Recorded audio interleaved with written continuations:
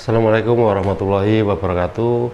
Ya, ketemu lagi di channel Santo X MBM. Kali ini saya memulai dengan salam karena ada beberapa masukan dari teman-teman. Mbok mulai nggak salam orek cek rodo enak. Ya, itu adalah kritik yang membangun. Saya terima kasih sekali diingatkan. Jadi saya belajar memulai sesuatu dengan salam. Oke, kali ini saya ingin membahas tentang pertanyaan dari lewat Facebook. Ya, ada yang bertanya, Mas, saya lulusan SMP, saya pengen jadi mekanik, bisa apa enggak? Jawaban saya bisa. Jadi kenapa kok saya nggak bisa? Jadi gini ya, samakan dulu persepsi kita bahwa saya tidak membenarkan teman-teman tidak sekolah lanjutan atas atau SMK. Sebaiknya teman-teman ya sekolah SMP ke SMK. Nah, di SMK itu diajari basicnya. Artinya apa? Sebetulnya kalau SMP dengan SMK itu yang membedakan adalah ketika belajar di SMK itu diajari basicnya untuk masalah teknik. Itu yang paling membedakan. Nah, artinya secara hitungan matematika itu proses belajarnya akan lebih mudah, mungkin lebih cepat kalau ada kemauan dan ada hobi. Nah, artinya apa?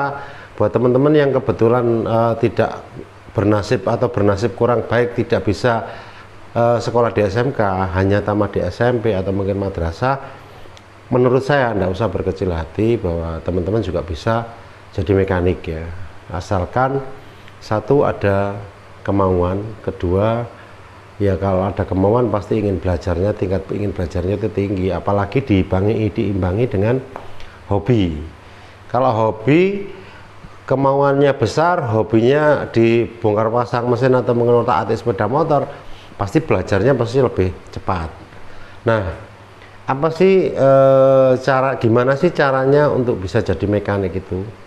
Jadi sebetulnya jadi mekanik itu menurut saya ini kan karena kan saya cerita berdasarkan apa yang sudah saya lakukan. Jadi mekanik itu kan bisa karena terbiasa, artinya bukan karena pinter enggak. Jadi bisa karena terbiasa. Selama kita ada kemauan kemudian mau belajar setiap hari terbiasa mengerjakan itu, akhirnya kita akan bisa jadi mekanik. Nah, mekanik yang benar lah, mekanik yang benar itu belajarnya dengan alur yang benar juga seharusnya.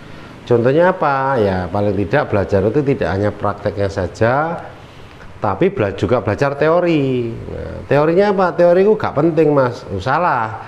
Teori itu adalah praktek yang dibukukan.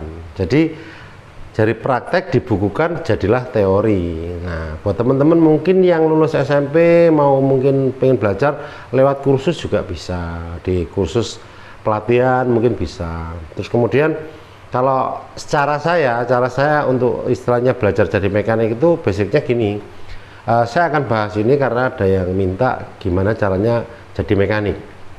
Pertama, tahu dulu mekanik itu apa sih. Terus kemudian karena ini yang diomongkan itu sepeda motor, jadi kita harus tahu dulu basicnya.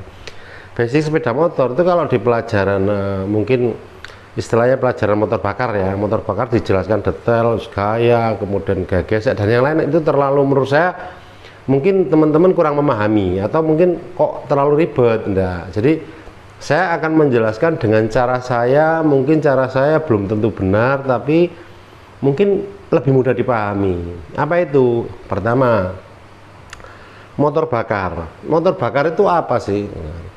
Motor bakar itu kan sarana atau media untuk merubah tenaga panas menjadi tenaga gerak. Itu namanya motor bakar. Jadi tenaga panas menjadi tenaga gerak, itu menjadi motor bakar.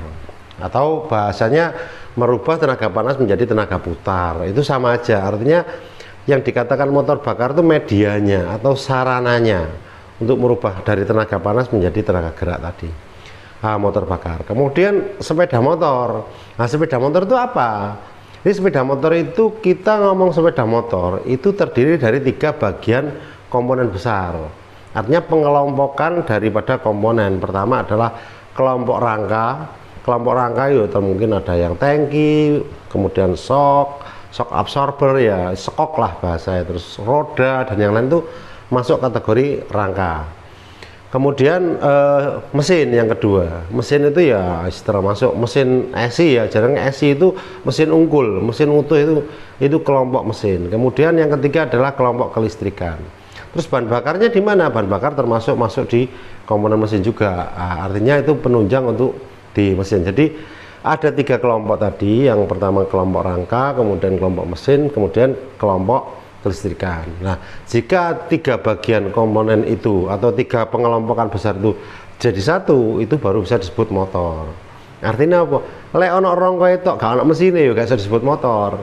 Lek ono mesin itu gak ono rangka ya gak bisa disebut sepeda motor. Jadi itu pemahaman pertama, ini basic ini jadi dasarnya dulu. Terus kemudian karena kita mau membahas sepeda motor ya, yang harus kita pahami dulu adalah sepeda motor itu ada 2 jenisnya. Apa? Pertama adalah sepeda motor 2 tak atau 2 langkah. Yang kedua sepeda motor 4 tak atau 4 tak atau 4 langkah. Jadi apa sih Kak, banyak teman ngomong 2 tak, 4 tak, 2 tak, 4 tak itu apa sih sebetulnya? Nah ini 2 tak itu artinya 2 langkah. Kalau 4 tak itu artinya 4 langkah.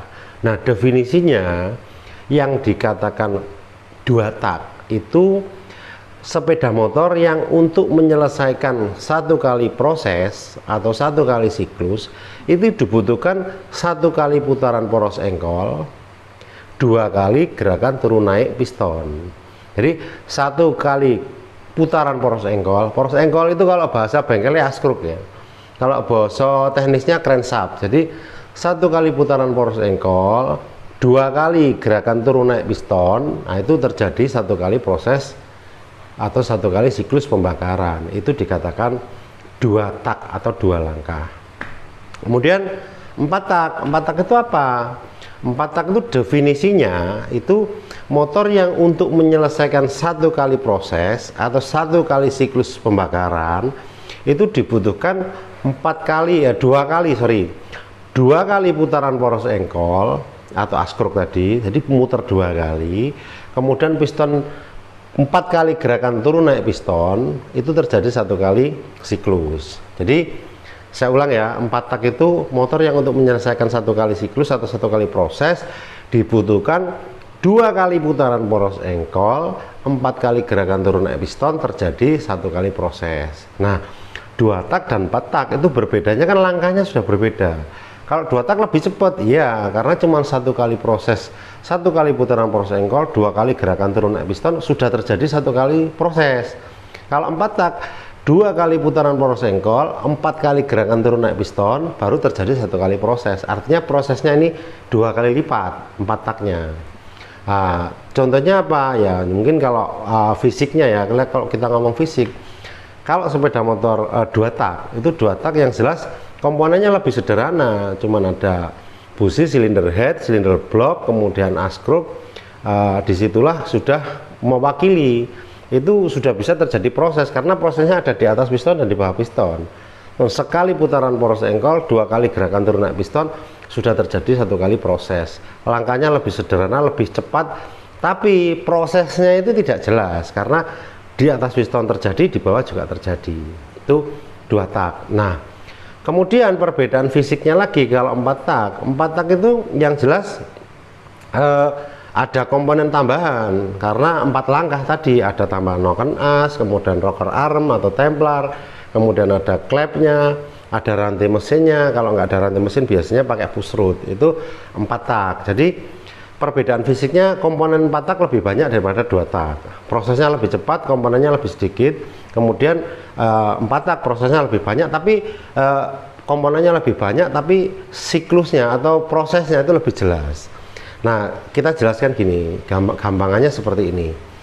Kalau motor istilahnya 2 tak itu kan ciri lagi ya, ini perbedaannya tadi. Kalau kita melihat fisik ya, ketika terjadi proses itu di piston dan poros engkol atau askruk itu di situ pelumasannya lewat, kalau bahasa umumnya ini apa ya, oli samping ya, oli samping. Tapi sebetulnya itu bukan oli samping, itu oli mesin namanya.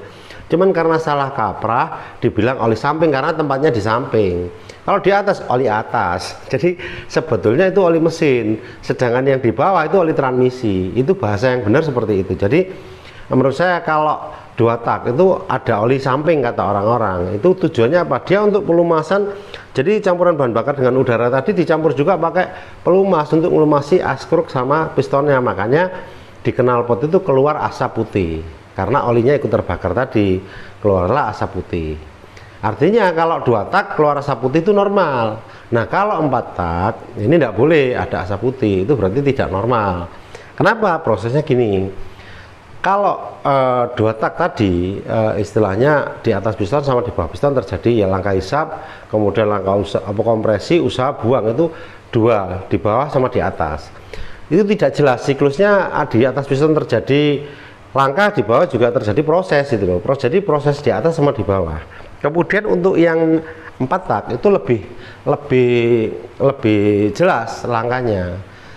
Contohnya gini, kalau di 4 tak atau 4 langkah itu ada yang namanya, kalau biasa kita di bengkel itu kata-kata IKUP, IKUP atau hisap, kompresi, usaha, buang. Jadi prosesnya itu lebih mudah. Pertama ya, ini langkah hisap. Kalau langkah hisap itu berarti piston itu istilahnya apa ya? Kalau bahasa bengkelnya itu kalau langkah hisap, klep innya itu terbuka, kemudian klep X-nya tertutup, kemudian piston itu bergerak dari TMA ke TMB. TMA itu titik mati atas ya. Jadi posisi piston di atas, turun ke bawah ke TMB. TMB itu titik mati bawah. Jadi langkah hisap, klep in terbuka, klep X-nya atau klep buangnya tertutup, kemudian piston dari TMA ke TMB bergerak. Itu terjadi langkah hisap. Kemudian yang kedua adalah langkah kompresi. Langkah kompresi itu klep in atau klep masuk sama klep X, klep buang, ini sama-sama tertutup kondisinya. Nah, tadi kan bergerak dari TMA ke TMB. Nah, kalau kompresi itu kedua klep sama-sama tertutup, piston bergerak dari TMB ke TMA. Nah, dari istilah kondisi atas itu klepnya dua-duanya tertutup, kemudian piston dari bawah TMB bergerak ke TMA. Di situ kan rapat ruangnya. Artinya tekanan. Nah, tekanan namanya kompresi. Nah, begitu piston sesaat sebelum mencapai batas mati atas tadi, saat gurungnya teko TMA, sesaat sebelum sampai ke TMA, busi memercikan bunga api. Disitulah terjadi ledakan, duar gitu. Jadi ketika di situ meledak, kenapa kok bisa meledak? Karena ada campuran bahan bakar tadi, langkah hisap tadi, campuran bahan bakar dengan udara masuk, kemudian klepnya sama-sama tertutup, di bawah ditekan dari bawah, kemudian dikasih api. Jadi proses motor bisa hidup itu ada, satu ada bahan bakar, kedua ada kompresi, ketiga ada pengapian, terjadilah ledakan. Di situ yang namanya langkah kompresi. Jadi kompresi tadi dua klep tertutup, piston dari TMB ke TMA. Kemudian setelah meledak itu terjadi yang namanya langkah usaha. Langkah usaha itu klep in dan klep X tadi masih tertutup. Tapi karena ada ledakan tadi, maka piston terdorong dari TMA turun ke bawah ke TMB. Artinya kedua klep masih tertutup, piston bergerak dari TMA ke TMB, itu dikatakan langkah usaha. Nah, setelah langkah usaha maka kan habis dibakar, kemudian usaha kan tadi terkena dorongan ke bawah, barulah langkah buang.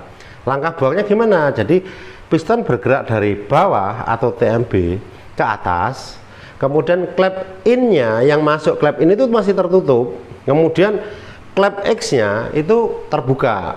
Jadi dari bawah piston bergerak ke atas, klep in tertutup, klep X-nya terbuka. Disitulah terjadi langkah buang. Apa yang dibuang? Jadi sisa pembakaran tadi, gas sisa pembakaran dibuang dengan langkah buang tadi. Di posisi piston dari bawah ke atas, kemudian klep in tertutup, klep X-nya terbuka, maka sisa pembakaran terbuang ke klep X tadi menuju ke knalpot. Artinya dari langkah hisap, kemudian langkah kompresi, langkah usaha, langkah buang, itu 4 langkah itu jelas prosesnya. Di situ terjadi satu kali siklus pembakaran. Disitulah dikatakan 4 tak. Saya ulang ya, 4 tak. Jadi 4 tak itu motor yang untuk menghasilkan 1 kali siklus dibutuhkan 2 kali putaran poros engkol atau askruk, 4 kali gerakan turun naik piston, terjadi 1 kali proses pembakaran. Langkahnya ada langkah hisap, klep in terbuka, klep X tertutup, piston bergerak dari TMA ke TMB. Kemudian yang kedua langkah kompresi, klep in dan klep X tertutup, kemudian piston bergerak dari TMB ke TMA. Langkah usaha, klep in dan klep X masih tertutup, piston bergerak dari TMA ke TMB. Langkah buang, dari istilahnya klep innya masih tertutup, X-nya terbuka, piston bergerak dari TMB ke TMA. Maka sisa pembakaran tadi dibuang lewat klep X kemudian menuju ke knalpot. Itulah dikatakan 1 kali siklus. Ya mungkin saya bercerita seperti ini bukan saya lebih pintar atau karena saya pintar, enggak, tapi saya hanya berbagi apa yang sudah saya dapatkan. Dulu Pak, saya pernah di posisi itu, pernah posisi belajar, makanya proses belajar saya itu saya ingin share ke teman-teman, siapa tahu ada manfaatnya. Jadi bukan berarti saya merasa oh aku lebih pintar, enggak, karena di luar tuh masih banyak orang yang lebih pintar, karena mekanik itu belajar dan belajar. Jadi saya nggak ngomong saya pintar, di luar pasti lebih banyak orang yang lebih pintar dari saya, lebih banyak orang yang bisa menjelaskan lebih detail, lebih mudah dipahami daripada saya. Saya hanya menyampaikan apa yang saya bisa, apa yang saya tahu, dan apa yang sudah saya dapat. Artinya apa? Ya jangan berkecil hati ketika Anda mungkin ijazahmu cuma SMP atau madrasah, ya sekedar tahu ya. Mungkin kepala mekanik saya itu ada yang dari SMP, ada yang dari madrasah, tapi memang kemauan, hobi, kemudian ketekunan, loyalitasnya luar biasa, karena memang pingin belajar, pingin bisa, sehingga bisa ngikuti. Kalau memang ada kemauan dan benar-benar pingin maju, pasti bisa. Intinya ini hanya mungkin ini part 1 ya, kalau saya jelaskan detail nanti bosan, terus kemudian malah susah dipahami. Jadi kalau teman-teman suka atau teman-teman istilahnya ini yang saya sampaikan, saya share bermanfaat, silakan di like, kemudian komen, kemudian subscribe. Nah subscribe kan nggak bayar ya, jadi gratis subscribe itu. Di subscribe terus di share, ya syukur-syukur mau share lah. Kalau nggak mau share ya nggak apa-apa, tapi yang paling penting nyalakan tombolnya. Kalau tombolnya nyala, kalau setiap saya upload, maka teman-teman akan mendapat notifikasi, jadi tahu oleh api tak tonton, nggak cocok nggak ada tonton. Artinya ini part 1 dulu, basic awalnya ketika teman-teman mau jadi mekanik. Nanti ada lagi pengenalan kunci, kemudian cara perawatan, kemudian cara penyetelan, cara bongkar pasang, dan yang lain-lain. Nanti istilahnya berjenjang. Jadi kalau semua dibahas dalam satu konten, waduh capek, teman-teman malah nggak bisa ngikuti. Oke, mudah-mudahan ini bisa bermanfaat, mudah-mudahan ini bisa membantu teman-teman yang pingin jadi mekanik. Kalau pingin jadi mekanik silahkan komen, kemudian like ya. Jadi ya dilanjutkan. Kalau banyak yang istilahnya teman-teman yang minta dilanjutkan konten ini part 2, part 3, part 4 seterusnya, mungkin saya akan bikin ini, karena menurut saya ini basic untuk belajar jadi mekanik ya. Oke, terima kasih. Semoga ini kembali lagi, bahwa saya ulang kembali, semoga ini bermanfaat. Selamat belajar dan wassalamualaikum warahmatullahi wabarakatuh.